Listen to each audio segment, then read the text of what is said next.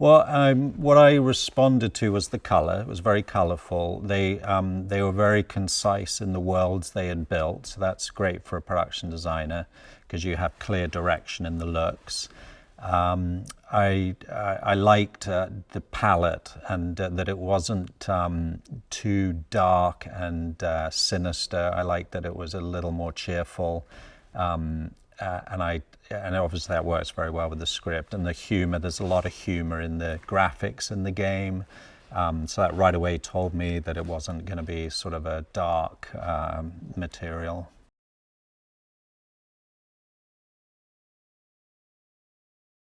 Well, he was very clear that we had to honor the game, the humor in the game, the colors of the game. And like I said, looking online, it was very clear what that was. So I wasn't like, okay, it's going to be a rush to try and catch up with a look. I knew it was already there in the game. So we just pulled reference. And like when you go into Sanctuary, you'll see that it's very much buildings and architecture from the game. And so I think the fans will be very excited. Obviously, we've rearranged it, but it's very much in the theme and the tone of the game. And even the posters and the layering, we've made it a little more realistic than the game, obviously, but to try and surf that line between live action and animation. But it does feel very much like the game.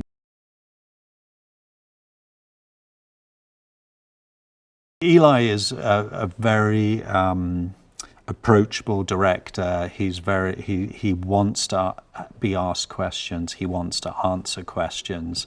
He's very decisive. He knows what he wants. It's been a real pleasure, honestly. Because he's an accomplished filmmaker in his own right, so he understands the process, but he's excited about learning about what we do in more depth and having a lot of input into getting to A to B. So that's been really helpful. So, and because he's a very visual person, you can show him things and he will immediately be able to interpret it and know if it fits and what he needs from that design. So it's been very, very good.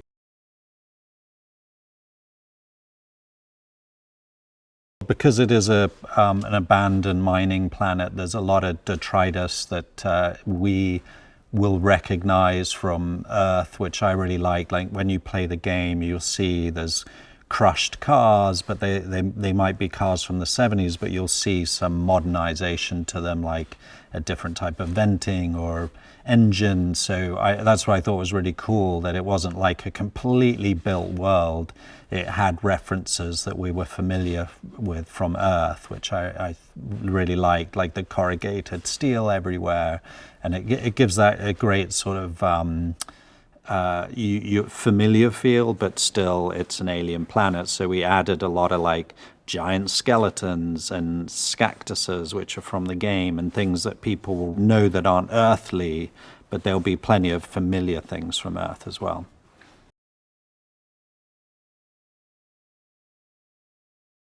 We built just the main street in Sanctuary, so we've got all the key buildings like scooters and Marcuses, and so the people that play the game will see, and we've sort of mimicked them, or definitely taken the design cues from the game, so people will recognize them, and we'll have the characters in their shops. And we got Moxxi's, which is obviously a key location set in the game, and we've taken a lot of design cues from the game. It's obviously our thing. Once again, we're riffing off it being a mining facility. So I've turned the Moxxi's as the old valve house. So we've got pumps and pipes and things, as well as all her, the booths and the bar and all these things. And I'm just trying to give as much depth as well. So I'm using glass and mirrors and different lighting effects. But there's definite design cues from the game, and the neon and the signs and. But yeah, we've got a lot of set extension done by visual effects, but we've also built a very big set.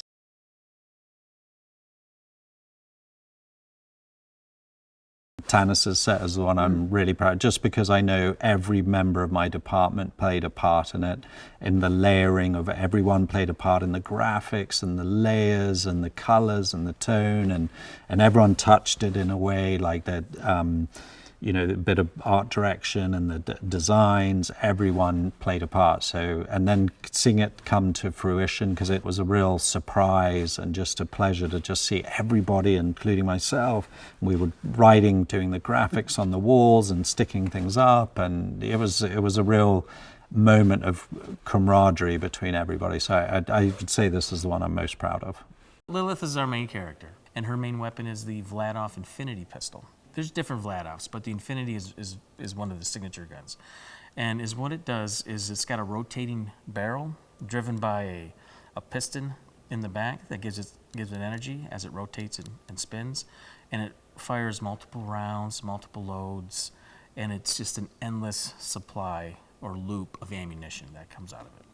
So she could fire mini grenades, she can fire percussion rounds, she could fire high velocity rounds, anti-armor, just, you run the gamut. That gun will do it.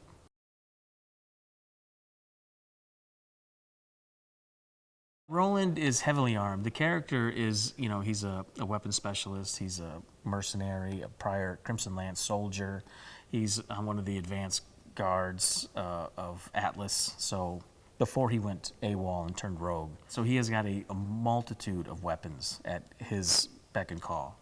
You know, he's got the drop-down hip holster, which we call the meat cleaver, and it's actually so he can punch and jab while he's firing the gun. It's actually got like a little meat cleaver at the end of it for like a tenderizer.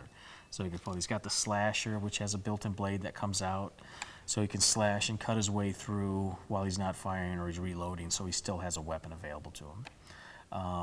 He's got his SMGs that he carries with him. He's got his old Crimson Lance rifle from his outfit.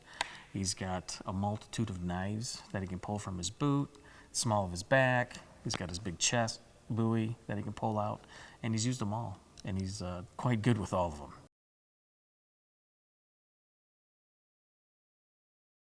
It's basically a club with a rotating saw blade at the end of it. It's almost like a circular saw with huge teeth that will cut and rip through pretty much anything that he comes across. So he can cut through steel, wood, flesh, bunnies, skags, whatever he comes across, and he does it.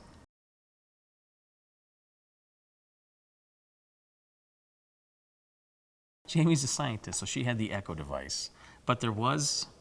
And the Echo device that has a lot of functions. It acts as a locator, a map, a guide, a light. You know, it analyzes things along the way. It can talk to other Echo devices in the game, and in the movie, so she can pinpoint where she's at, and it's a pretty important thing that they have in the game, and that's one of her main props.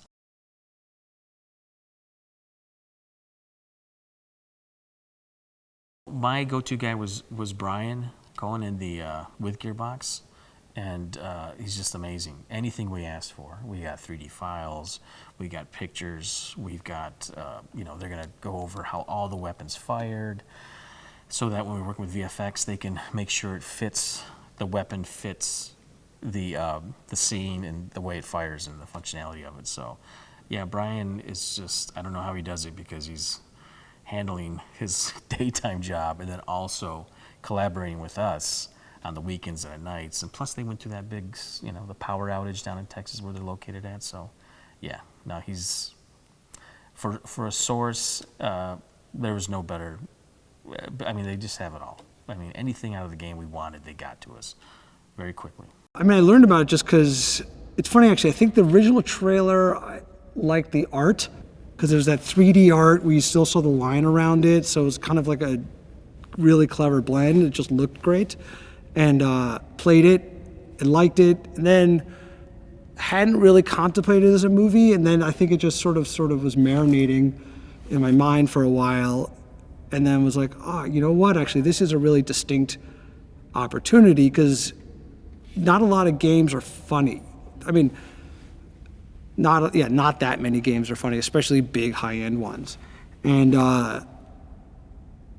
this game sort of had a perfect tone where like it used its tone to sort of, to actually help the reality of it, because it did it, all the humor and sort of the oddity made it emotionally more real, but also I thought a little bit more readily adaptable.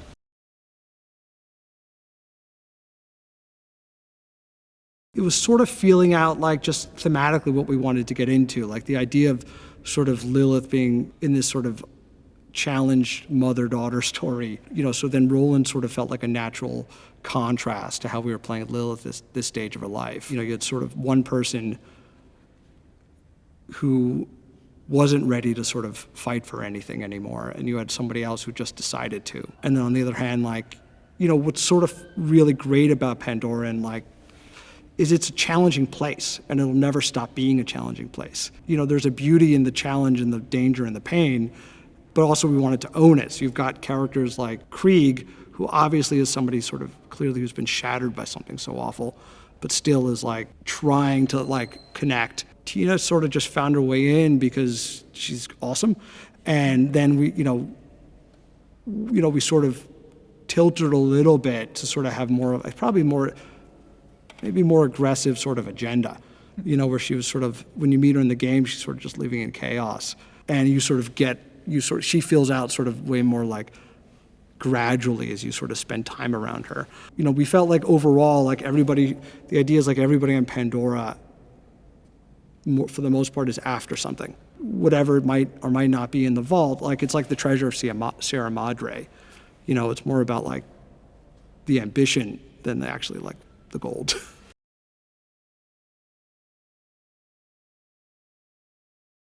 This movie has to do a lot of things right all at the same time. So finding a director who wanted to do that and had shown experience in doing all those things and basically taking disparate things and not sort of cramming them together, but actually finding a way to move them into harmony to amplify each other, which was like a lot of Eli's career. I don't think horror and comedy, there's always been a legacy of some, but I think he sort of always had that keen eye for that, where he knew that these things can reinforce each other. So this was sort of taking a lot of his experience and skills and instincts and just sort of just sort of expanding the canvas. And then we spent time getting to know each other. He had really good ideas out of the gate, and we went down to Dallas, spent time with Gearbox, and he was just super excited. And all of his instincts kept lining up with what we were after.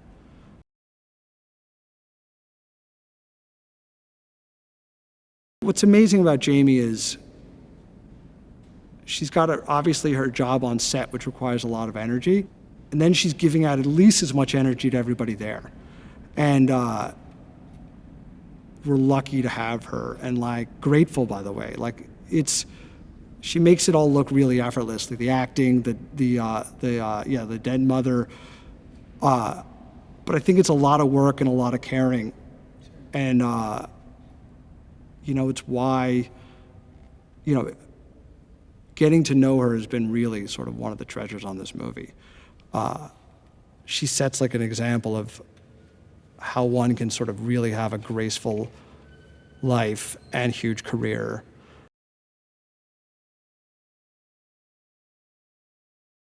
One of the amazing things about Ariana, just like Tina, is Ariana is incredibly smart. And I remember like the first day I saw her in Hungary, she had her binder, like she was ready to work, but she was still like a crazy 13-year-old girl. And that was the key to us, was like we needed someone who was, as an actress, bring all the emotionality, all the comedy, and all the intelligence, but hide most of it behind mayhem. And so Ariana just sort of had that. My audition, my director's meeting with Eli was kind of the first discussion we've had with her. And the first things he said was like, go like if she's the kid version of Harley Quinn. So that's kind of how I was like finding her way with her personality. But talking with Eli about this whole thing is just fun because we just talk about ideas and what we think she would do and add lines here and little like characteristics and body languages that she would do. And we've honestly just kind of built her up. You know, we've got the main base of the wonderful voice actor from the game and then just kind of made her up from there. But Eli and I collaborated a bunch, and he's so great to just throw ideas on him. So definitely those.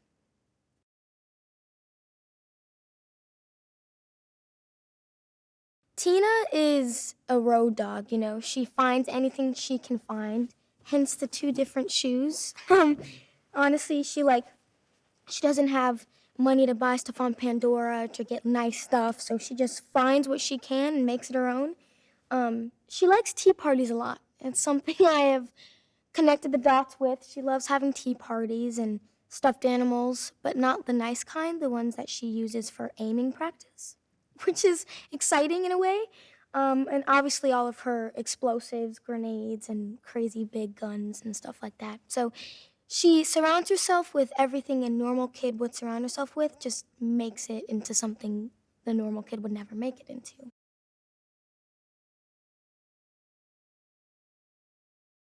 I love Eli. He's honestly like my best friend on set. And he's like a mentor to me. I've been learning so much from him. And he's the best director for this film because he's one of the most passionate people I've ever met on anything. And he's so free in what the characters believe that they want to do. And he just wants it to feel right and have everyone feel comfortable, which I appreciate so much, especially for such a crazy film like this with so much going on. And he knows when the cast needs to hear a little hip-hop music and jam out to that. But yeah, he's so talented, and he's great. And he's teaching me how to direct as well. I'm like shadowing him on when I don't have to do school or when I'm not on set. So Eli's amazing.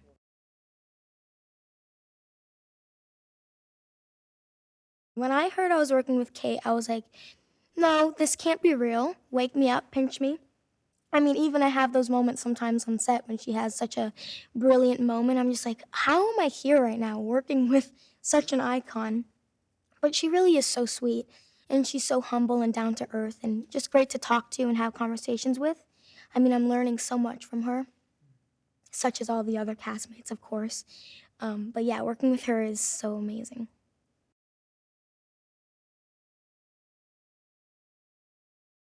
I love Kevin. I mean, everything he says is genuinely funny, and I haven't got tired of it yet. But he's one of the most hardworking people I've met, and I don't feel like people see that side of him because they see all the comedy. But behind the scenes, he's so hardworking, and he loves his family so much, and he's just a great person to be around. And he just puts a smile on everyone's face. He's really great. Don't tell him I said that either.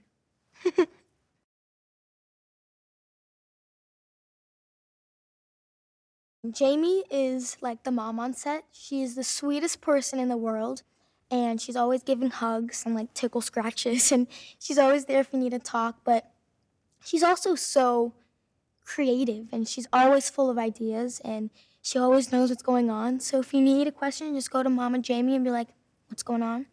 But she's just full of ideas. She's like, I think Tina would do this. And I was like, you're a genius. Yes, let's do it. But she's so funny, and like her character is just so amazing, and just how she completely transforms her voice from normal Jamie to Tannis is so fun.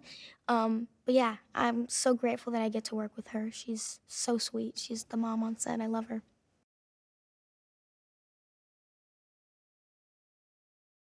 A few weeks before filming, I came to Budapest, and I was just training every single day with the wonderful stunt team and my wonderful stunt double, Chelsea.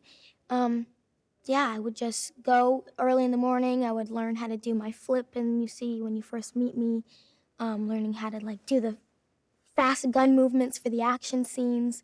So hardcore training in the beginning of filming, but it's paying off, and it looks so cool.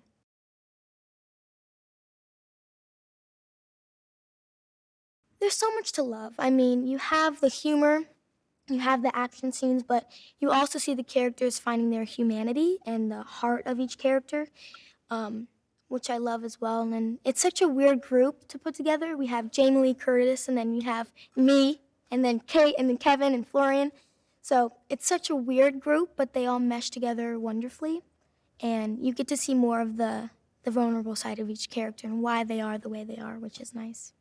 I was talking to Eli, you know, and he was cooking this idea up around the video game, which I didn't know. And then I was just talking to him about the ideas in the script, and I thought, this is not a world I've seen before. And then, like a month or two later, he called back and said, would I be in it? And I said, you crazy? And then he said, you know, how he was going to shoot it. It was kind of really analog and lo-fi and things you could touch. So it was the future was totally of the video game, but it was also really tangible and present, not, you know, in some distant, far off future. And I like the characters and their interactions.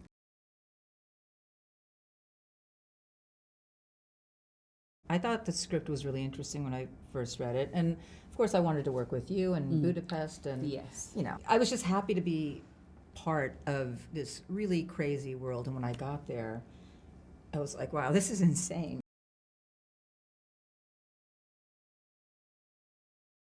Everyone was so different. And so when they all these characters get into the Bandit technical, you think, what's drawing them together? And I think from a casting perspective, you're saying that. Yeah. Which is sort of great because it's what the film does as well. Like, none of them really want to be together. They have to be together. There was something amazing just going into this other world of just madness, but for a second you get to forget, you know, what was really going on, and we were all kind of stuck together. It was just really going into a whole other world, and when you see it, you're just like, oh, is this what it feels like to be in a video game? Yeah. I mean, it's really nutty.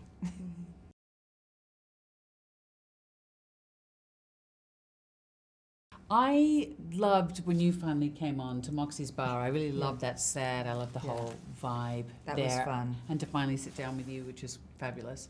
Yes. But I also really loved, and it was not what I expected when I read the script. I thought, oh, it's all going to be green screen. And Oh my God. But we were in the middle of these beer tunnels, which is going for miles and miles and miles under Budapest. And it's so long they have bicycle marathons through it and dance parties, but all of that stuff and all of the long Ace of Spades fight, rehearsing all of that, you know, that was pretty cool.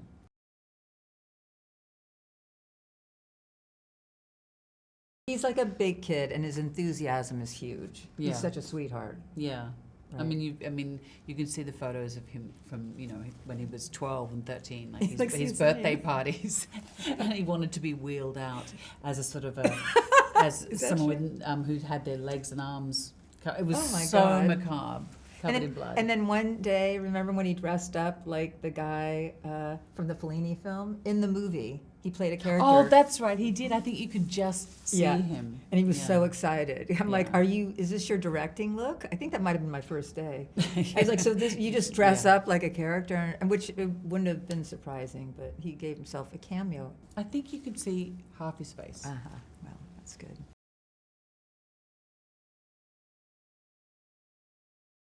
I think it's cool to see it in a theater, right? And the sound, and I know. it really, With other people. with other people, because it really Yeah. feels like you're in a video game. I mean, it just feels intense, and it's just another world. So that's kind of one that I hadn't seen before. No, me neither.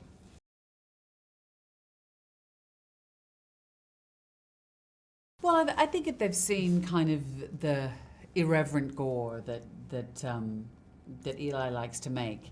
Yeah. There's not so much gore. Personally, for me, you know, I love watching movies with people, you know, in a bunch of strangers. You know, that it's Right, and- so much more. I mean, it's wild. It's like being on a roller coaster. You Yeah. don't want to go on a roller coaster by yourself. You want to hear the people screaming in front of you and behind you. Right. And this will be like that. And then, you know, and then at the core of it, just as me as an outsider watching it, you know, there is a core of like a mother-daughter story or a female story, and you know, you're amazing in it, and Ariana's amazing in it. It's just irreverent fun with a good message, I think, at the end of the day.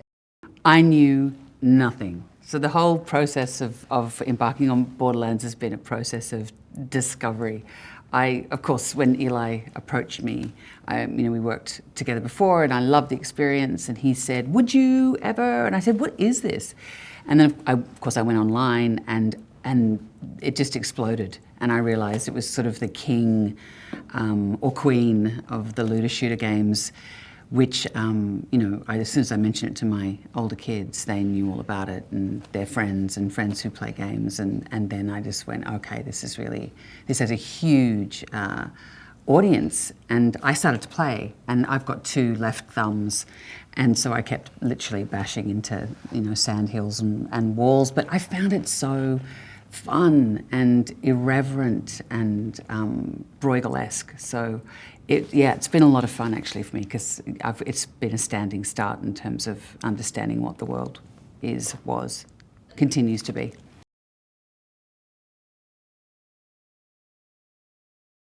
So when playing Lilith, I talked to Morag and to Kerry Warren, who's doing the hair, and to Daniel Orlandi, who's designing the costumes. And obviously there's only one costume, so you've got to get it right. But there's 3 Borderlands. And so you have a bit of leeway. And also what works in a game won't necessarily work on a woman who's shooting a gun in beer tunnels. So how can we make that work physically so that you don't have to visually correct my costume? And so we came up with the idea that, that Lilith needs to look sort of blown apart. And so we worked with elements of that and tried to make it its own thing visually, but obviously taking on board the fact that Lilith is a character who people cosplay a lot. She's owned in that way and has been inhabited by thousands of women around the world before I have even inhabited her. It's such a sort of a band of misfits. And we were on set the other day, and Kevin and I were talking about it, and we had this, because I was saying, can't we have this moment where Roland and Lilith, who are sort of they come at odds, they're at odds with one another from the beginning. And I said, it would be great if we could find a way where they could physically come together out of necessity, fighting a common enemy. And we were talking about the different ways in which they fight. And that's really cool. I think that all of the characters, through the action, the way they're expressed in action is so different. They're visually so different. Their reasons for being there is so different. But they come together and form this strange, dysfunctional family, but not in a sentimental way that often happens in films like this. I think it's much more irreverent than that. But they all are very, very different.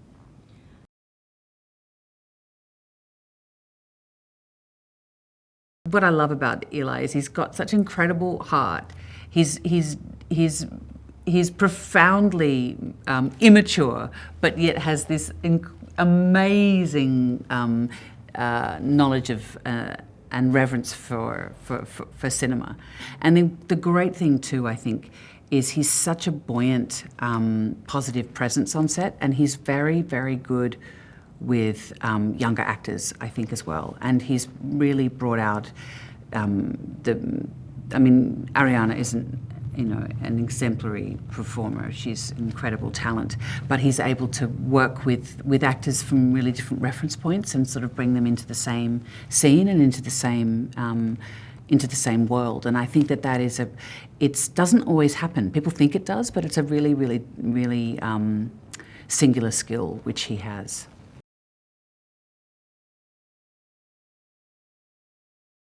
Ariana's fantastic. She's scarily professional, and she's so full of life. The character's so full of life and so unpredictable.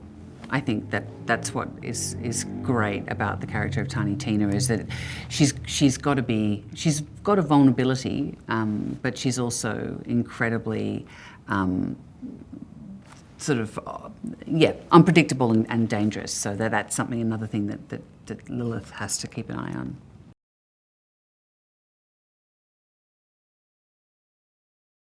She's a force, but she's a legend, and she's one of the most generous, warm, funny, community-building people I've ever encountered, and she's a big part of the reason why I wanted to do this, just to work with her. I've watched her work, her eclectic body of work, over the years, and and so to be sharing screen time with her, but also, you know, to be just hanging out with her on set, off set, has been so fantastic. Jamie is one of the most indefatigably curious people you'll ever met. So she's always kind of asking questions about not only her character, but other people's characters and situation. And, you know, she's like a Rolling Stone. She's gathering new bits of information that enrich her, and that's why she's such a fascinating person, I think.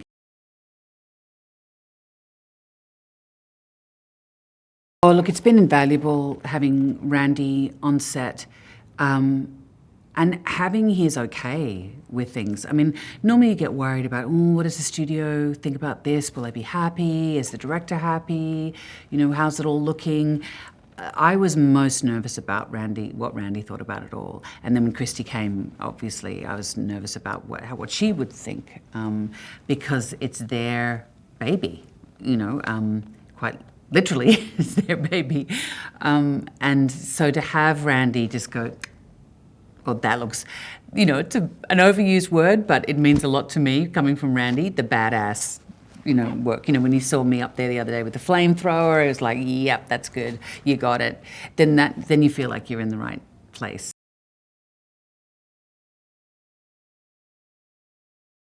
For people to gather in a cinema and go on this huge, exciting, visual, buoyant, fun ride, I think people will really, hopefully, embrace that experience. I am going to run to the cinema, and I, for one, I'm going to, you know, relish that experience, to sit in the dark with strangers and go on a fun ride.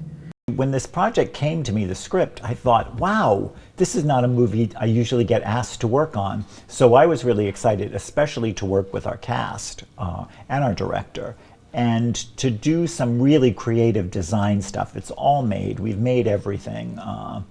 You know, some of the stuff is cobbled together from found objects, but, you know, it was a real design job, and something that, you know, I'd never done before, this kind of movie and this world. So going into this new world was really fun for me, because I've done a lot of movies about real people where it's meticulous research about what they wore and how they wore it. And this was like, we could just be free. And when I first got the opportunity to even talk about it, I just, you know, my imagination went wild.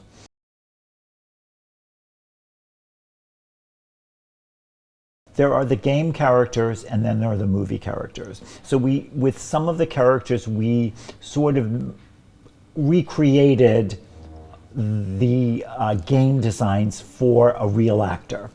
But some of them, we took the essence of the character and made it without just recreating the character. We distilled the essence of the character and made it right for the script.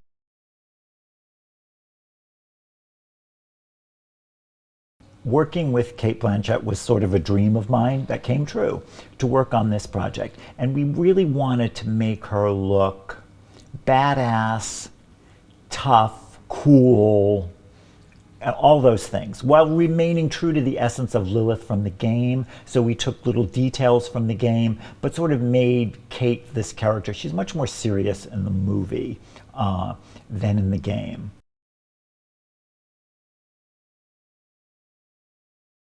We look at the actor, we look at the game character, and we sort of try and meld the two. So I think we developed a design for Roland that would look good on Kevin and make him look heroic, and it's kind of a departure for him too, playing this sort of straight arrow kind of guy. So it's fun when you can work with an actor and create this new character. Tannis was the hardest character for me to design, because the character in the game, when we tried to create it for a human, it had sort of a military, sort of almost Revolutionary War quality that we didn't want. We wanted her to be more of an explorer, scientist. So it was getting the character of Tannis to the character that Jamie Lee is playing in the film. I think that we sort of captured it, but it was that, I have to say, it was one of the design challenges of the film for me, and it was probably one of the last things I designed. And I wanted to see how she fit in. You know, it was so great the screen test day when we saw like our 5 lead characters all together. It's like, oh, it works. Whew.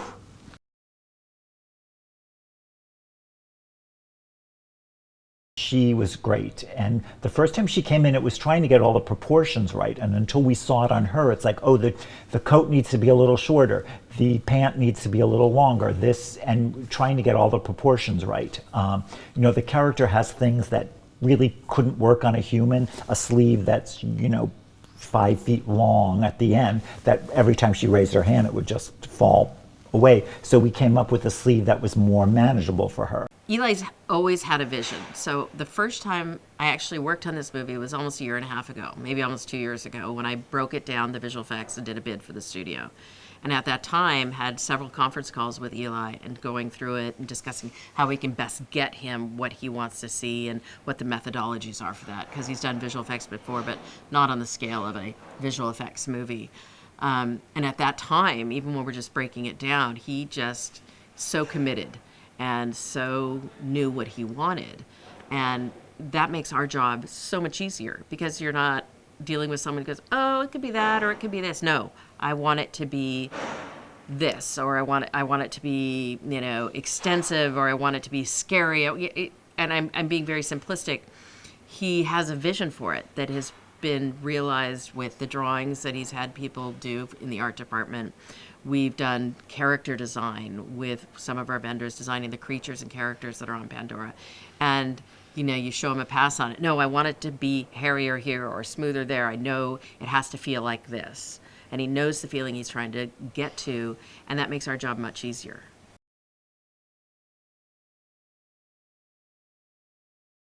Pandora's sort of a desert planet, and we're in Budapest, which is not a desert. So there's the first challenge. A lot of the challenges for us are just going to be set extensions because the production designer and art director and art department have created, I mean, the most amazing sets. If you look at production stills, those amazing sets are surrounded by blue. So I'm hoping we do homage to what they've created in extending their vision.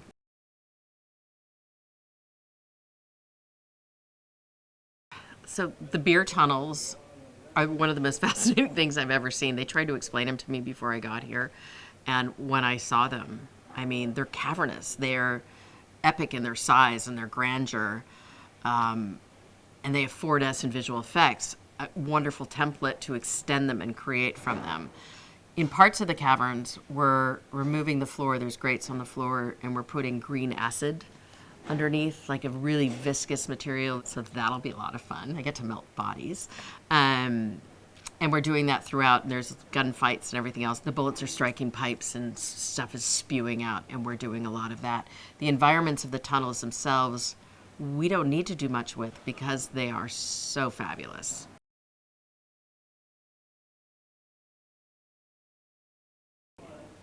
If you look around, there's one layer of city, you know, about a block long, and that's about it. And then there's blue at every end, and up above there's some blue. This city is actually quite tall and comes up into like a peak like this. It's a big mining piece of equipment that has been, over the years in Pandora, become a living space. It was a working environment, mining piece of equipment, and it's been adapted by the locals as a place to live. So we see a very small fraction of it. It's going to go up several stories in areas, and it's going to extend out.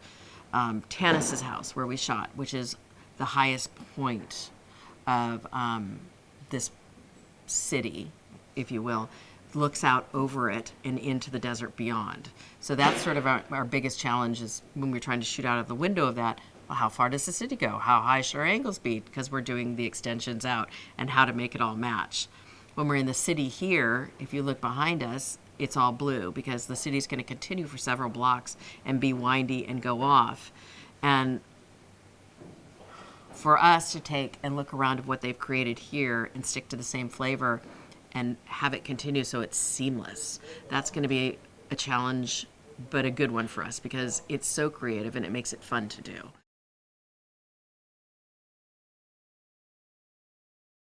We're shooting cars in an environment that doesn't exist, trying to shoot patterns so we can put it all together that people are being chased in an environment that doesn't exist, being attacked by monsters that don't exist.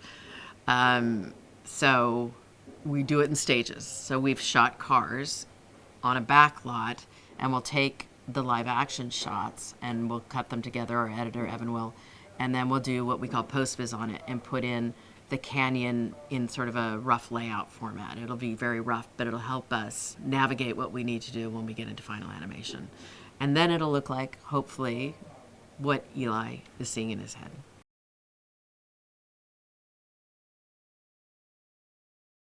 It's a very complicated sequence. We have a canyon that is, say, yay big, and we've built this much of it. And the canyon comes up this high, but the canyon's going to come up this high. And not only do we have the people that we shot live action fighting with weapons that need to be replaced and gunshots, and we have to add muzzle blasts and blood and all the gore and scariness of that. We have to do it 2 and 3 layers high because the holes on the set go up. So it's not just this that's happening. There's stuff happening here and stuff happening there. And putting it all together and choreographing it with the direction that Eli's given everyone in terms of how he wants the battle to play out. And we're a supporting character for that. We're just trying to give him that environment. And it's challenging because a lot of it is CG.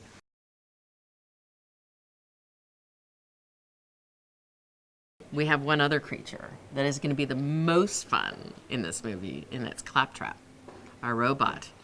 And he, oh my God, we're having so much fun with him. So Jack Black is voicing him.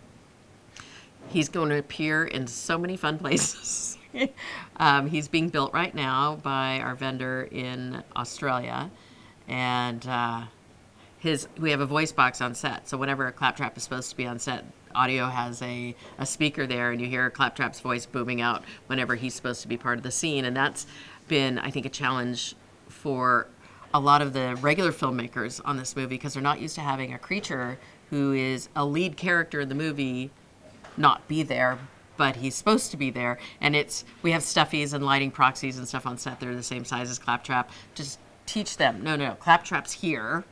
You don't step on Claptrap. Claptrap's going to zoom around here, and all the actors are having a lot of fun with it. You know, they all want their picture taken with the stuffies and things like that. But Claptrap's, he might even steal the show.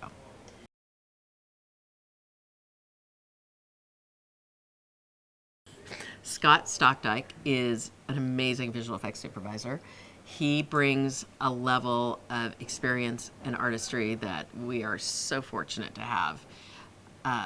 Just his first passes on the look and feel and some of the magic of Pandora are just ingenious. In the movie, Atlas is basically the catalyst for the whole story to start. We've had also the liberty to create this character because it doesn't really exist in the game.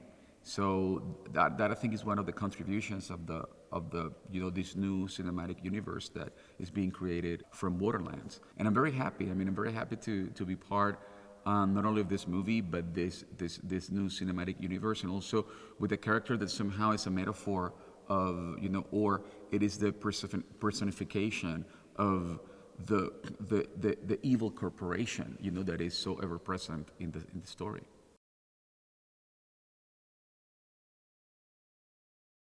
It cannot be a quote-unquote version of the game because the game exists already and is very exciting as it is. So what is great about the transition or the translation into a movie is to also expand the universe of the game. So cinema allows you to also add new elements, complete some information, create new bridges, within the storytelling. And I think that that's also something that hopefully fans will appreciate.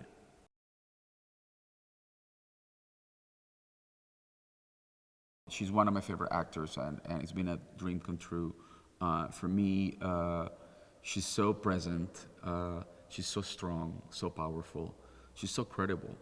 Whatever she says, you will believe. She's very special, and in this movie, physically, she's stunning. I mean, you can feel the strength, and on a personal level, she's so nice, and she, you know, she's very light and makes jokes all the time, which makes us all feel very, you know, very comfortable. She's very warm and welcoming. So it's been a beautiful experience to work with her.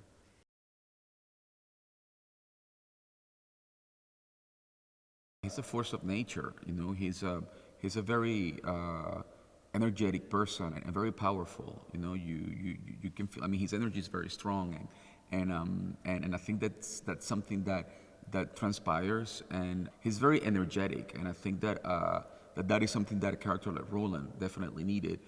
And the combination with sense of humor, I think it is a perfect match. And you needed actors like Kevin that would understand that, you know, that would have the physicality, the strength, you know, the commitment, you know, the power, and at the same time, the whimsical element, the irreverence, you know, the impudence, to understand the tone of the film. And I love that combination.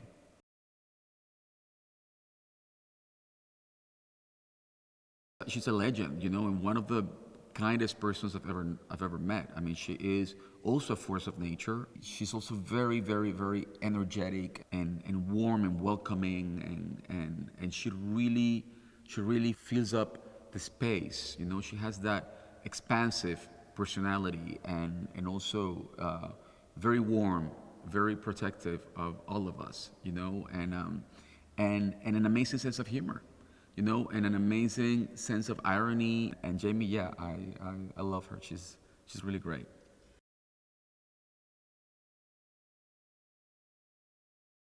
Ariana, she's so awake. Her intelligence goes way beyond her years, and at the same time, she's got that spark, but mixed with a very sharp intelligence, and she's very funny and also very witty. You know, she also picks up things, you know, in the air. She catches things very quickly, and I think that for this group of people, these Vault Hunters, you needed people like that. You needed people that would bounce off of each other like that quickly, and that would be so responsive and quick and agile, not only physically but mentally.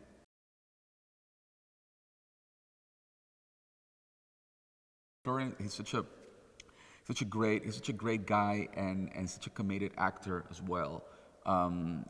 He's very present, very aware, very awake. I mean, he's very present, and to think that he's also playing half of the movie or more, like almost entire movie behind the mask, and he tells so much. You know, I mean, he's an athlete, so he's very much in touch with his body. You know, I mean, he really knows his body very well. He knows how to communicate through his body, and a wonderful guy to work with. Everyone is wonderful to work with. I mean, this is really one of those, you know, occasions where the entire group is very welcoming and very nice, and it really feels like a family. It really feels like a summer camp, and in the best of ways. And I'm very happy to be part and to have been, you know, welcomed by them so warmly.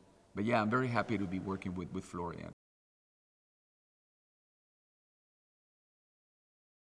I want the fans to be happy and to feel that the fans of the game to be happy and to feel that we capture the tone and the essence of the game, and that they could also feel a new experience with a material and with a world that is familiar to them, but that at the same time is offering them a new experience. I mean, I would love fans to feel that. And for people who don't know the game, I want them to have the ride of their lives and maybe be like myself, hooked, you know, with the game and interested in exploring the world of Borderlands. By far the best cast I've ever worked with. I've never had a cast at this level that all works together. Everyone is giving it their all the time. I couldn't accomplish as director what we're getting in camera with these actors unless I had the cast that I did. Everyone is pushing each other in the best possible way. Everyone's working together as a team, and you see it. You are in Borderlands. You're completely immersed in it. There's no green screen. There's no wires. These are the actors really doing this. Stunt people taking hits and falls. Everyone getting rocked. Everyone getting slammed into crates. Everyone jumping and shooting, and it's breathtaking.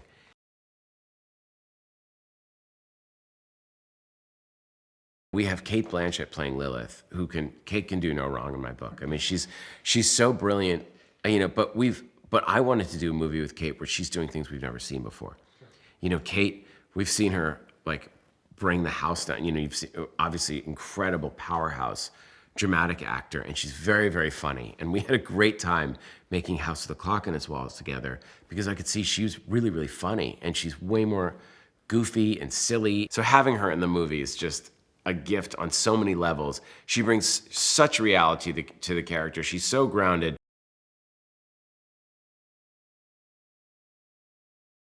Kevin Hart is such an amazing talent, and people know him for being funny. They know him for being comic relief, but that's not his function in this movie.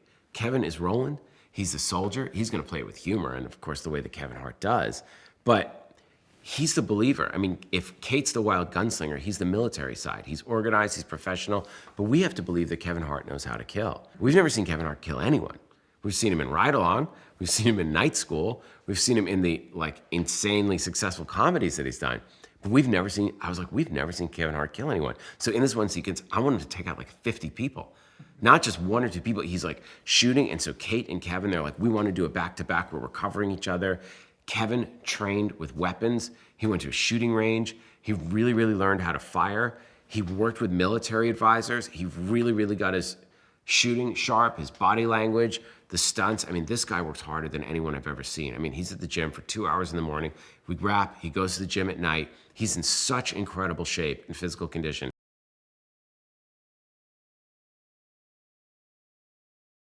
Jamie Lee Curtis is an icon.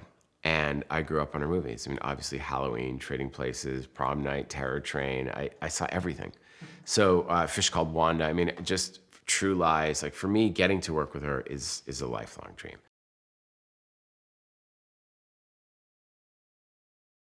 Tiny Tina is very difficult. Tiny Tina is not a normal kid. This is someone who loves grenades. She's a very specific pattern of speech. She has tea parties. She's like a completely insane 12-year-old who loves grenades but also loves bunnies. She's very much a kid. She's also like a complete terror. She's a nightmare. She can literally have missiles. She shoots rocket-propelled grenades at you, but she can also sit down and have a tea party with you. We auditioned so many young actors, so amazing actors who were so really, really talented girls for Tiny Tina. And then Ariana came in and she just owned it. She took elements of Matilda, she put in like a couple drops of Harley Quinn here and there, Tiny Tina from the game, she mixed them all together. But Ariana is so funny. This girl is so funny and so smart. And in our audition, she did this thing. She goes, I want to try something. I was like, okay. And she lit a match. She went, and she ate the match and she started saying, I was like, oh my God, who is this girl? What is she doing?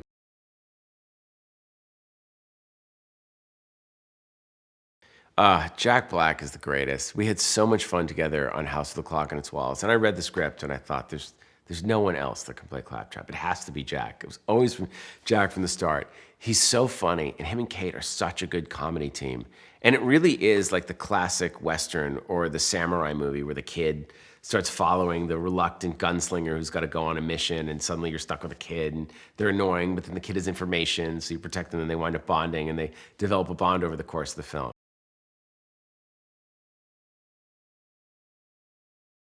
I think people are gonna love the throwback sci-fi element of it. They're gonna love that we went there. They're gonna love seeing Cate Blanchett fighting psychos. They're gonna love seeing Kevin Hart kick ass in a way you've never seen before. They're gonna love discovering Tiny Tina, this little grenade monster. They're gonna love seeing Krieg plowing through psychos and fighting. I mean, they're gonna love the world. They're gonna love the ships. The movie has a sense of humor. It's fun. I didn't want to make a movie that was bleak and depressing and this kind of a film that was absent of hope. I wanted a movie that you just feel great at the end of it. You know, it's so rare that you have that experience like a Guardians of the Galaxy or Empire Strikes Back or a RoboCop. You go, wow, that was so good. Either whatever you expected it was going to be, it just completely blew you away on every level. And that's what I want. I want people to go, that is the best time I've had in a movie theater in years. That was worth the wait. We spent like 2 years just, you know, talking with Randy, talking to the team at Gearbox and stuff like that, getting to know the game as much as possible and just immersing ourselves in that world.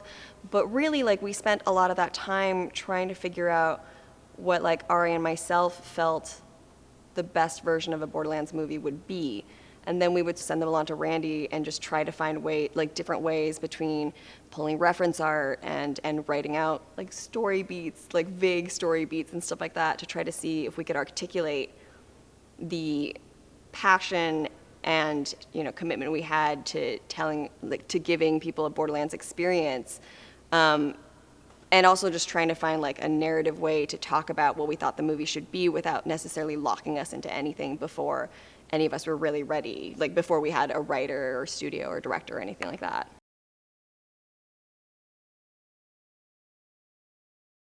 When it comes to translating video games into movies, people take it for granted that it'll be easy because video games are already so naturally cinematic. But the problem is, you have such a specific experience playing these games, and it's immersive in a way that movies can never be. And so it can't ever be quite as literal a translation as I think most people would assume it would be. Borderlands, for example, stood out to us because the experience of the game, there's so much joy to it, and it's more about exploring this world and getting to know the community inside of like Pandora and stuff like that, as opposed to necessarily like, oh, like it has to go through these specific milestones and these specific plot beats. And so a lot of what Ari and I were trying to do initially was to look at key character interactions and really memorable moments that we've had playing the games, and then trying to find a way to translate that into a narrative experience that still captured the spirit of what happened in the games, while feeling like it could be put together in a movie storyline.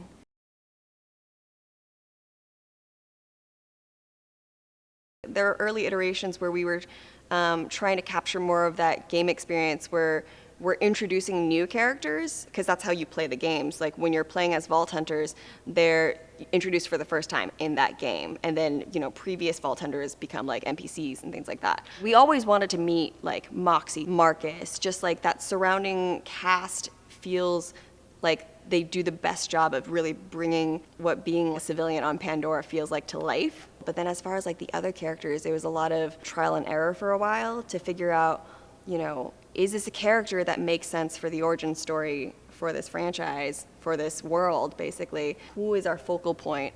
What is the, seminal journey we want our audience to experience in this world? So we kind of mix and matched for a while until we like really, really honed in on Lilith. Once we figured out Lilith's journey of coming back to Pandora, essentially, which, isn't exactly in the games, but at the same time, like it felt right.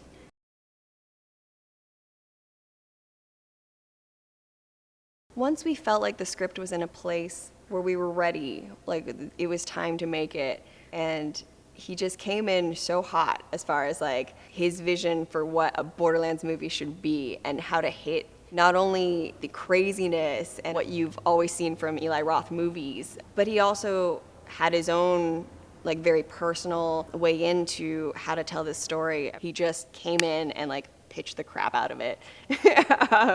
And it all just kind of lined up.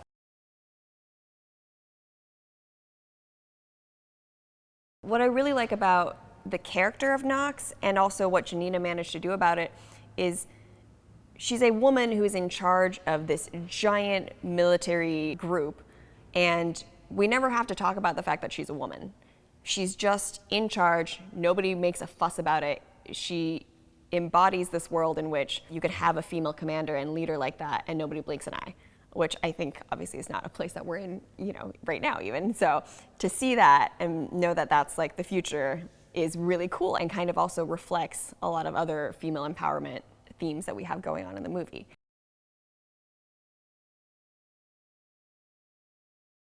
Gina came into this with such an incredible energy and depth of knowledge about Moxxi. We spent some time talking to her, and she has an entire backstory for Moxxi that is related to what's in the game, but also comes from Gina's own heart, and she brought her own personal take on it. And I think you can see that in the role, because we always saw her as this sort of mayor figure in Sanctuary specifically, but at the same time, she's an inspiration to everybody around her. You just feel this immediate allegiance to her. When I was at Lionsgate as an executive and the Arads first brought me Borderlands as an opportunity for us to develop as a movie, I knew it was a great idea and I wanted to pick it up and develop it on behalf of the studio.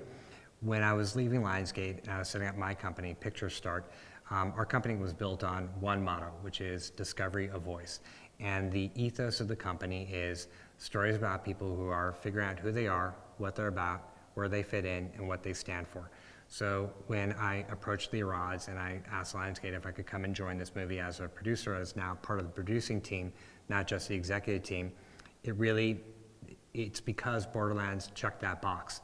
It was discovery of voice in every essence of its DNA, of its creative DNA. People figure out who they are, what they're about, where they fit in, and what they stand for. And at the same time, it's about the passion and discovery of voice, of the characters and the voice of the talent. And that is completely emblematic and seen in Eli Roth and Cate Blanchett and Ariana and Jack Black and Kevin Hart.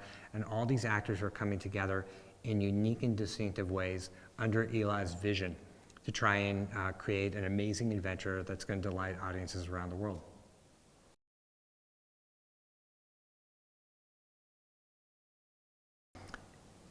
Eli's whole career has almost in a weird way led to this moment. And I think that if you look at his filmography, both as a director, as a writer, as an actor, as a producer, as a personality, as a bon vivant, as a film lover, everything has prepared him for this moment, and he's doing this at the right time in his life. I think that at any other time in his life, I don't know that we would be getting the Borderlands that we're lucky to be getting from Eli. And I think that all that experience, he's a seasoned professional. He's a director who knows his craft at this point, and who has played around with different genres, who has worked with different actors, who is someone who has made Hostel and has made A House with the Clock on Its Walls. And that kind of filmmaker, that arc and that life experience is what prepared him for exactly this moment of making this movie at this time with these cast of characters. And so you always are looking for that, like what's that magic kind of timing of chemistry of the right person at the right time and the right place in their life. And that definitely is Eli right now for Borderlands.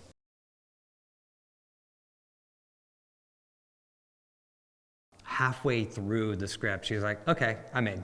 You know, like she just kind of got it. She understood what the concept was. She understood the role. She understood the journey, and she understood Eli. She knew who Eli was taking her on this trip. And Eli said, I think she's in. And sure enough, she was.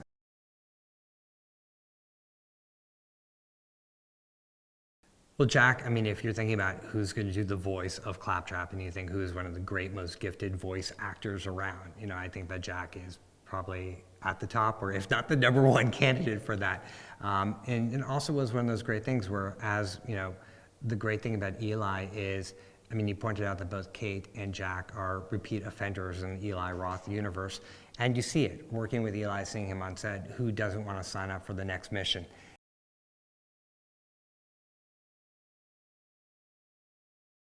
I think what's so great about Kevin Hart taking on Roland is, one, that Kevin Hart just in general he's unbelievably talented, he's incredibly funny, but I think one of the great things about him, and one of the things that honestly you need to be if you're going to be a star at Kevin Hart's caliber, is you care about him.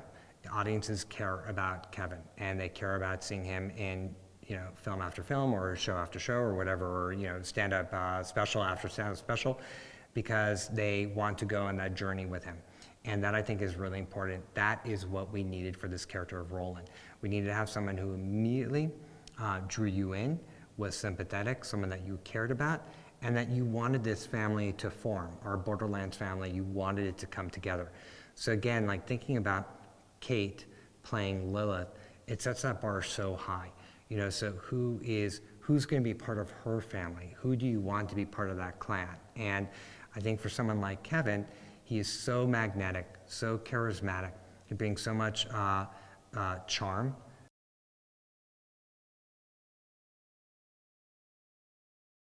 Jamie Lee was our dream for this character of Tannis. That was kind of, again, the like, this is the ideal. We're willing to accept less than ideal, because that's often what happens in movie making. But you know what? At this point, let's go for our dream shot. Why not? So we reached out to Jamie Lee, and from, I think that she basically was told, It's a movie called Borderlands, directed by Eli Roth, and it stars Cate Blanchett and Kevin Hart. And she just said, okay, I'm in. And that was it. And then she read the material, and of course she was officially in.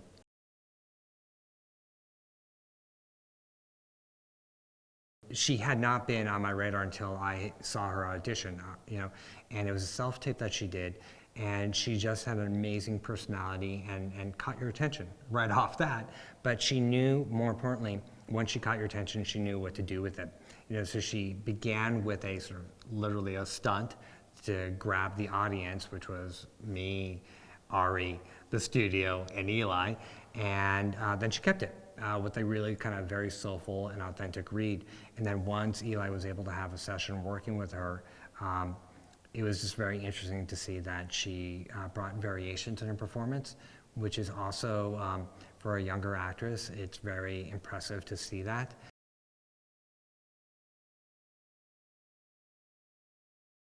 I think that if you don't know Borderlands the game, and if you're a fan of Kevin Hart, if you're a fan of Jack Black, if you're a fan of Cate Blanchett, of Jamie Lee Curtis, or even if you just are a fan of adventures and movies, you're gonna have so much fun with Borderlands, and it's gonna be, I think, even more exciting to you because the different landscapes that you go through in Pandora and the different adventures that they have are wildly unexpected. And it's not like anything else. It's not like any other comic book. It's not like any other sci-fi extravaganza that you've seen on streaming or in a theater before. It's truly distinct and to itself, and it feels wildly, wildly original. So for you, that movie-going fan from wherever in the world that's coming to see Borderlands, I can't wait to see the movie through your eyes and through the person who has played thousands of hours of Borderlands. I can't wait to see Borderlands through your eyes. And that is the experience that we're trying to create for both of those groups. Well, for me personally, it's the Krieg character, because it was just my favorite character. I'm not just saying it because I'm playing him right now, but he was a character that you were able to download him for Borderlands 2. And when I got more involved in his storyline back in 2012 when I started to play it, I was fully in. I love the character. Obviously, there are so many other cool characters, but when they then approached me to audition for the role, I was like, hell yeah.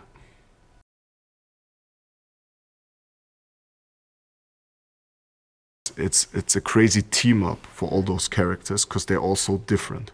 So usually I think if we take all those characters individually, they wouldn't team up and actually be friends just because they are so different. That's what makes the game and this movie so unique, because even in a world where it seems there's no bond between people, everyone fights their own battle, those individual and different characters team up together for a bigger purpose.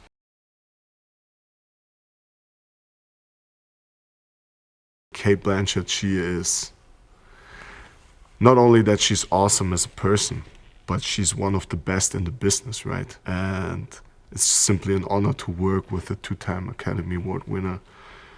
And it was just inspirational to see her work attitude, like I was coming to set, I was 3 weeks here before we started to shoot. And it was just amazing to see the work ethic of her. She was always the first on set. She was always the last to leave, especially when we started those rehearsals. She did everything by herself, even the stunts. So that was amazing to see.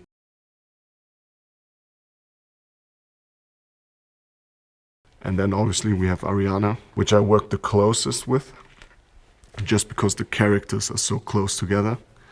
And man, she's so talented, and she's pulling off what she's doing right now. I mean, she's so skillful.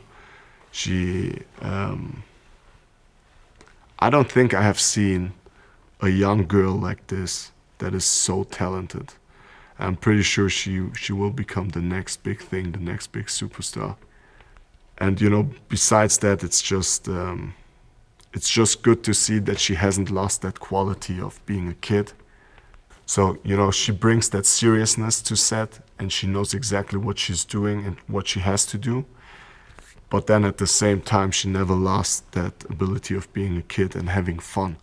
So, you know, we're having a lot of fun between those takes, joking around, fooling around. And I think that the way she is helped me to become a better version of Krieg and to strengthen that bond that Krieg and Tiny Tina have. I mean, I was so amazed and impressed, not being a gamer, not, you know, going on and playing video games. So when I started to do a deep dive into Borderlands, just because, you know, I had to, that was my research, you know, I had to understand the world. And of course, it's so dense. I mean, there are like 20 movies within this whole video realm. And so, you know, going down to a deep dive into Moxxi, I learned so much about her, which of course, you know, I'm on screen. I kind of come in, I do my thing, and then I get out. But what I've noticed with the gamers and the fans of Borderlands, they are obsessive and they really know her. So I just had to, you know, I've never really played a character where I'm like, okay, that's what I'm going to look like. You know, usually you make up your character, which I love. But in this case, I just thought, oh, I'm going to look exactly like her because it was such a fabulous look.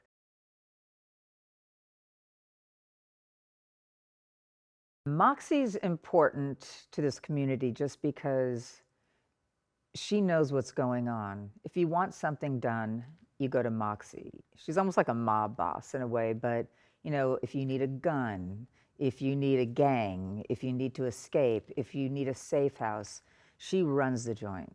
And you know, the men she's been with, whether she's married to them or slept with, or all the people, they've all been very powerful in their own way. So I think she was very clever in picking up a lot of little tricks here and there to become, you know, impenetrable and to become a woman that everyone kind of fears, kind of respects, kind of love. You don't know if she's going to kiss you or kill you, you know, but you want her on your side.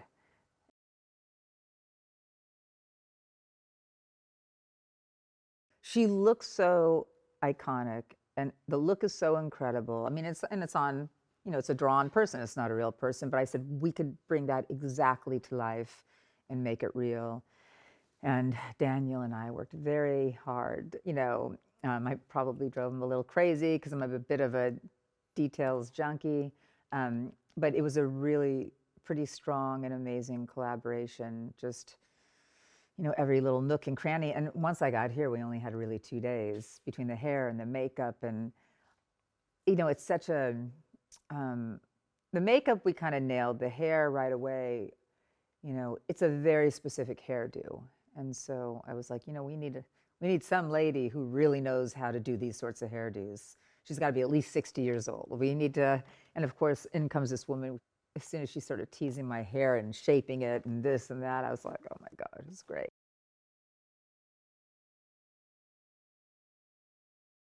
Well, I mean, I just think it's a real testament to Eli.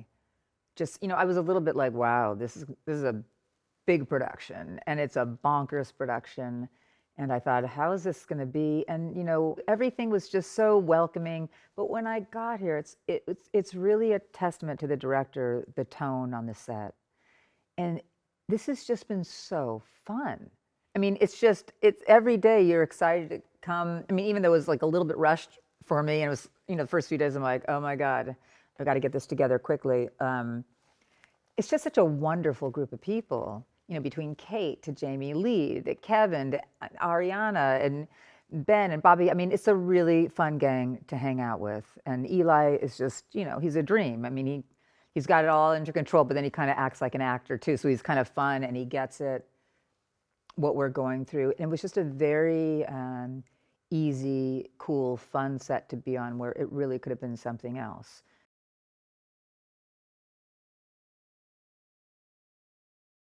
I also think it's a testament to Eli. I mean, look at the women in this project. You know, you have one badass, strong, tough, cool woman after the other, you know, all the way down to Ariana. I mean, Jamie Lee, Kate, who's cooler than them? you know, me, of course, not that I'm clear then, but you know, I mean, he's, you know, that's a lot of very strong women in one production, and Eli's just like, yeah, you know, it's very cool.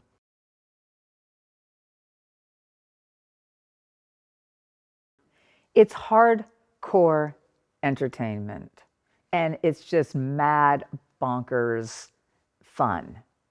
And yet you have really good actors who ground it in reality. There's a good message in the whole thing that doesn't hit you over the head, but you feel good. I felt very good doing this story. I just thought, you know, right on. This is cool. This is a good thing to put out in the world. And then it's just like crazy fun and insane to boot. And just to see all these actors playing all of these parts and the look and the design, it's just fun. I mean, I really can't wait to see it. There's a line in the script that describes a big explosion, and the way they described it is however much money the budget will allow to make a big explosion. Like it didn't take itself so preciously, and certainly didn't take itself seriously. There was a lot of asides being made to the reader saying, this is a ride, this is going to be really fun, it's going to have like really big booms, and the language in the writing made you want to read it. It wasn't like, how am I going to find a story here? The story was laid out from the moment you meet Lilith.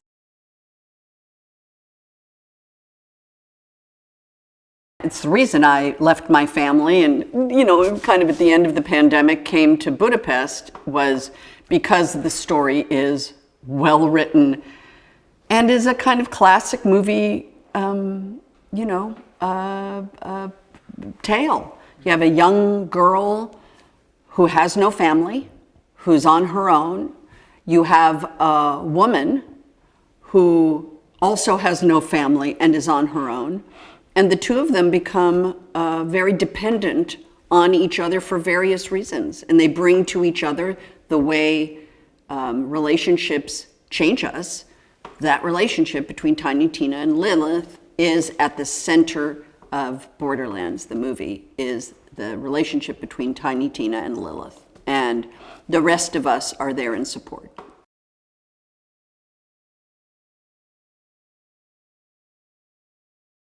I've sort of gone into Tannis' world. She's funny, but she's an odd duck. And in our story, she really just serves as the catalyst to go find the vault. They are stymied, and halfway through the movie, they knock on her door, and she provides access, information, expertise, and some humor.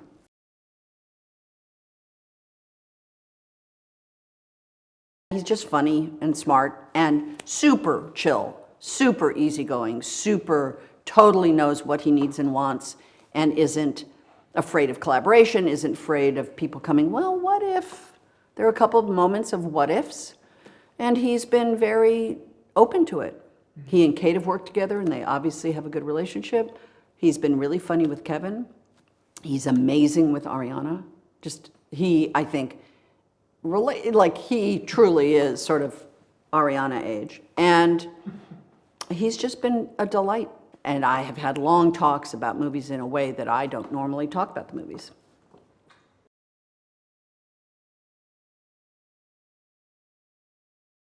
These kinds of movies work because you have a group of people who would never have known each other. And we can go back in time in the history of movies.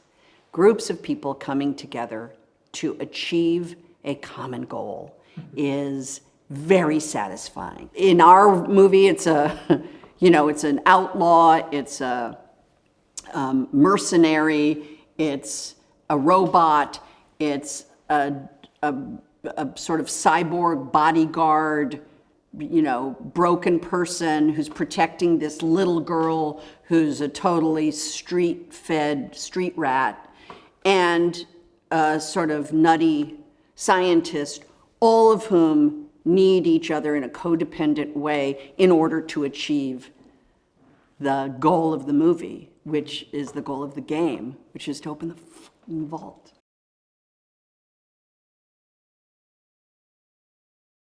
I was all in, honestly, all in at Cate. And Kevin wasn't cast yet. So it was Cate.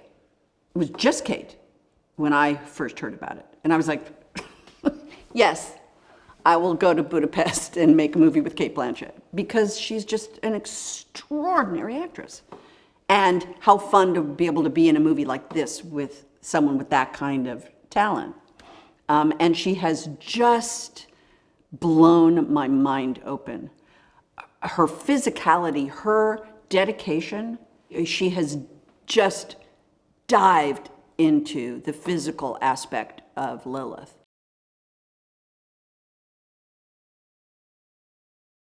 He takes his job very seriously. He is self-made. He has worked really hard to get to be Kevin Hart. And he has an internal drive of confidence and ambition, and he's fun to be around. There's no sense of, he walks on a set and he says hello to everybody and wants everybody to be a part of it. He brings a lot to the table.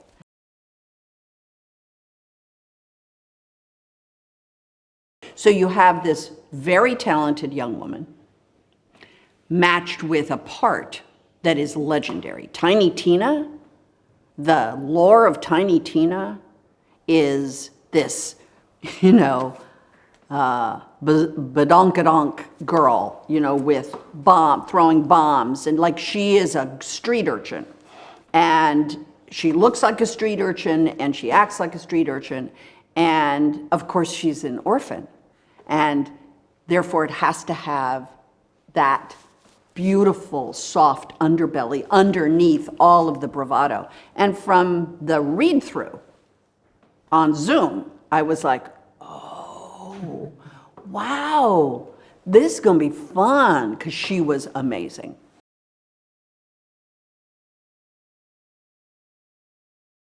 It certainly has the ingredients of something delicious.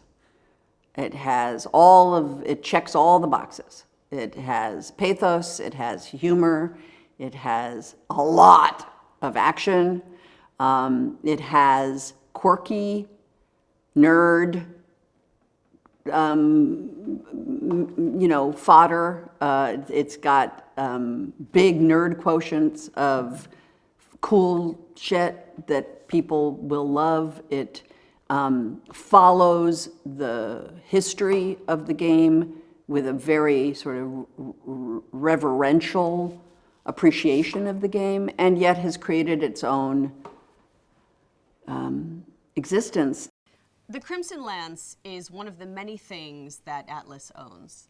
It is the Army, the Navy, the Air Force that works for Atlas. We're pretty good fighters. We got a lot of tech and some big cars and some stingrays. And, we got all the military gack.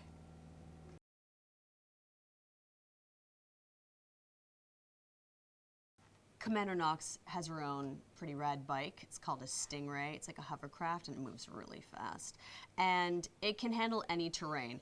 The way that we've shot it, various gimbals and gimbal adjacents. My first day on it, I just had someone pushing on it to make it look like it was hovering. And it's $1 million gimbal underneath you. You're 3 stories up. It's like a theme park ride. It's insane.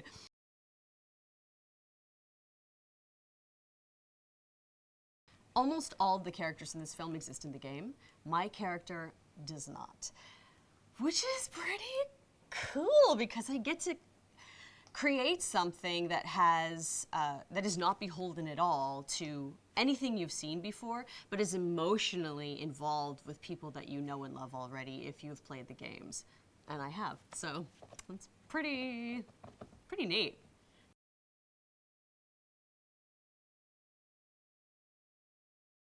Eli's pretty up for everything. You know, if you ask him, hey, will you let me get away with, he'll let you try it. When I showed up to Budapest, I had some ideas of what I wanted to do with Knoxx. Specifically the way she looked, the way she moved, her relationship to Roland, all of the backstory, all the juicy stuff. Adding in an homage to my father, these kinds of things. And he was up for everything. I pitched him some looks. I just never got a no. So I just kept going.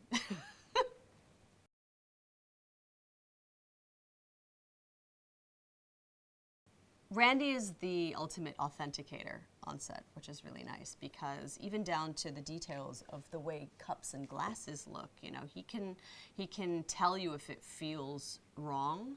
And I haven't really caught him clocking anything. I'm sure he has. I'm sure he's done it in very classy, quiet ways. But, you know, he represents all of the game developers and writers and hours and lifetimes that people have poured into making this game and its iterations, and he's protective, and it's really good to have him around.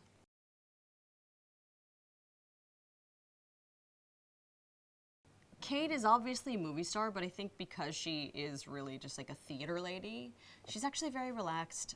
She doesn't need a lot. You know, she comes to work, she's prepared, she's there to have fun. You know, there's no pretense with Cate.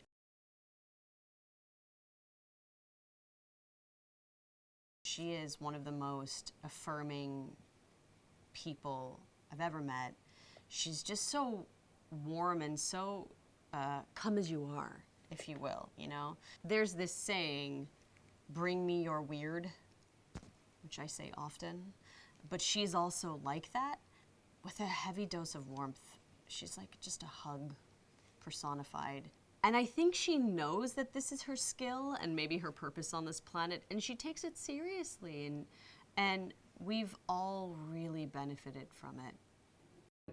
It's a world where now I laugh at myself being in it because Roland is a guy who has a narrative attached to an agenda of good, right?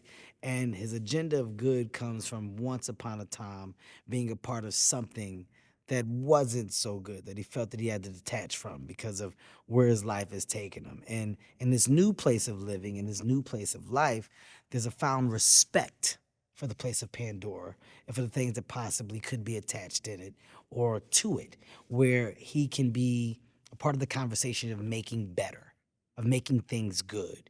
And, you know, when there's a reason to hold on and care, he shows true heart. He shows a side of humanity that I think grounds this space that we're in. You know, you're in sci-fi. So that moment or those moments where you're able to ground the idea of what's in this world of fiction are really, really good.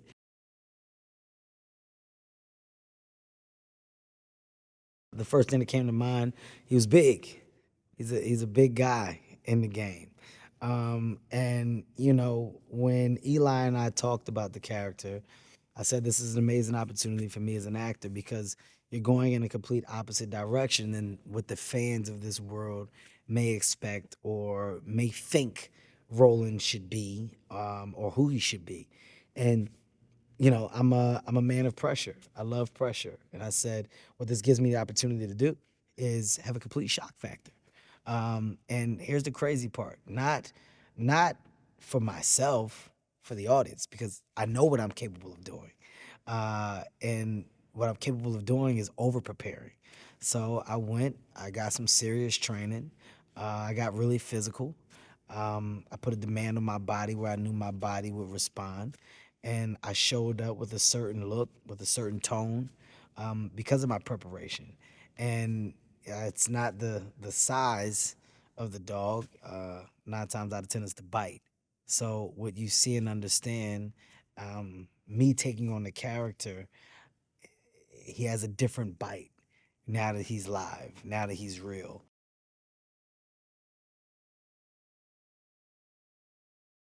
I think Eli's smart. I think Eli's smart as hell. And, I know people know how talented of a director he is. I mean, that's why he has the responsibility of this crazy budget attached to this crazy idea and why people are comfortable with putting it in his hands. He's so calculated. He's so prepped. He understands what he wants. He knows why he needs it. And everybody around him and underneath him also understands what his goal and what his vision is.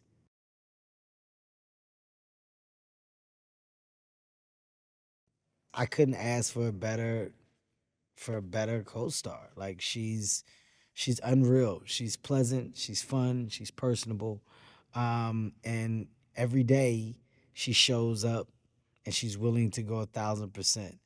There's not been one bad day with Cate, with Jamie, with myself, with Ariana, with Flo. Like literally everybody's showing up and we all have the mindset of making a good movie because we understand the potential of it.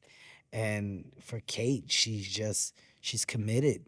She's so committed to the character. Like you can tell she's done her homework. And why would anybody be shocked? Like she's an Oscar award winner. Like there isn't material that she's looked at and not prepared for. Like this is what she does at the highest level. So why would she not bring that into this?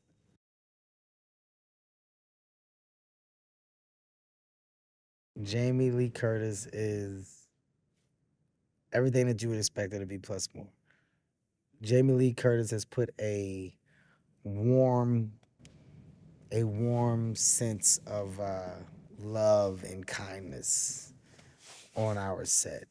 I've never seen anybody cater to a crew more. And I consider myself somebody that always makes sure everybody's energy is high, smiles are up, high-fiving. Jamie Lee Curtis is by far the best when it comes to every single person has value and will feel important when I'm around.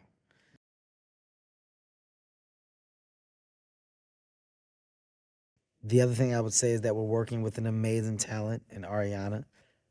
Little girl is special. It's another one that lights up our set every day with her energy, her positivity. She's so smart. You're definitely watching a star in the making. And Flo, he's possibly he has the toughest job here. His costume is one where he's been put in the position to kind of suffer in some of our toughest environments. He has on no shirt and it's just the straps, and he has a weapon and he has a mask, and he shows up to work every day, man, and he's happy and he's committed, and there's never a bad mood, and I love that about him. I love that he's excited about what this can be for him, for the movie in general, for us. And I'm telling you, the energy just transfers.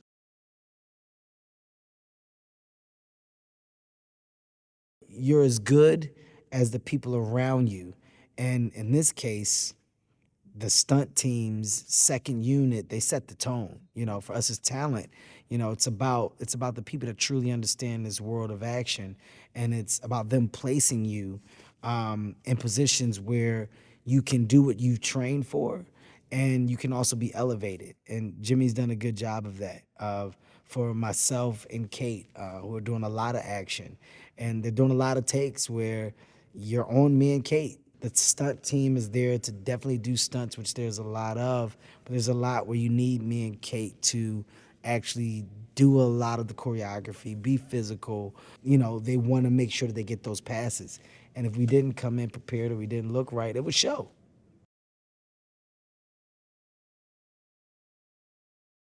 We have such a good cast, such a good cast, man. And I really do think that the people that are fans of Borderlands that have been there since day one, you're going to be happy. And I think, of course, any decision or any move that's made, you're always going to get doubt. You're always going to get opinions. So it's not about proving people wrong. It's about giving people something good to see. In this case, I can say confidently that they will have that. He saw Borderlands and he loved it. And Ari and his dad Avi, Avi was the founder and CEO of Marvel Studios, and they had figured out how to take comic books and make using comic book characters and universes to make some of the most successful and loved movies in the history of our species, and that's cool. And Ari was saying, Borderlands has something like what we had with some of these comic books. First of all, the universe is super compelling and interesting, and there's characters that we can escape with, but also that we can relate to. And okay, that's cool. That's kind of the plan. So that's good. I'm glad that he felt that. But he also made a comment about the art direction of the game, which leaves enough freedom in the mind of our audience to be able to be comfortable imagining the best live talent in the world portraying these characters.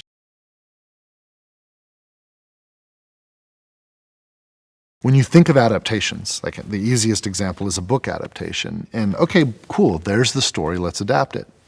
But the approach we've taken with this movie is a little different, where we've kind of decided, and thank goodness for the experience that the Arads have with the Marvel Cinematic Universe, we can create a cinematic universe which is optimal for the audience, which includes both people that love Borderlands and people that have never played a Borderlands game before.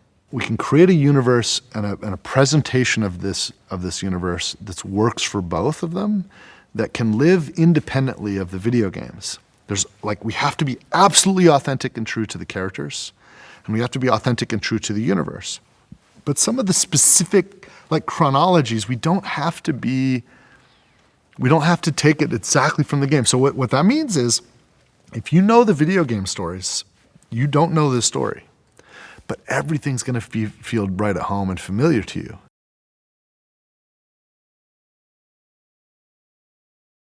He's great. Eli, he's made some movies, so he knows what he's doing.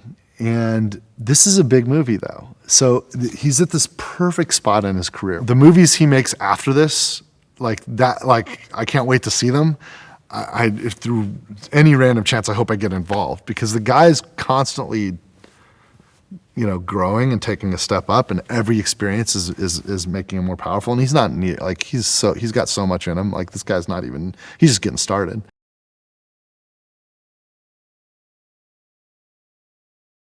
Cate she's just incredible, just absolutely incredible in how impossibly believable she is in these situations.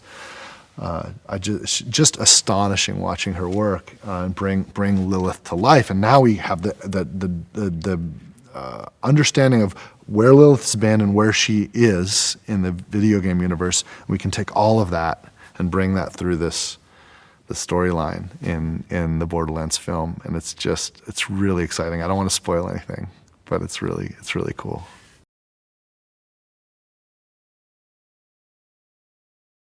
He's a brilliant comedian. The character he's playing, he's an action hero. He plays it straight, and Kevin's doing it, and I think it's going to surprise people.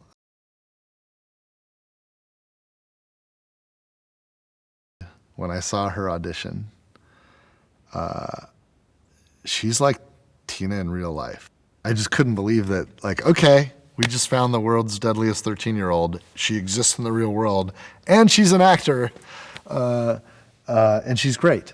And literally a 13-year-old that is a fireball. And what's cool is she has embodied a lot of the spirit and attitude of Tina, but she's also made it her own. So the Tina character in this movie gets a new dimension that I hadn't seen before. And it's frankly, it's a more realistic, believable dimension that is as fun as Tina must be, and we expect Tina to be, but with a dimension to it that makes Tina plausible.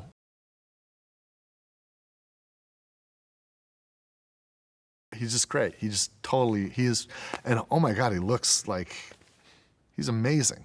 Like, what a human being. Like, how is this possible within the range of genetic outcomes that our species can produce? It's just absolutely phenomenal that this person exists on this planet, and now he's playing this character that we made as a video game character that was not supposed to be possible to exist in the real life, and now he does, and it's Florian playing Krieg. It's just absolutely incredible.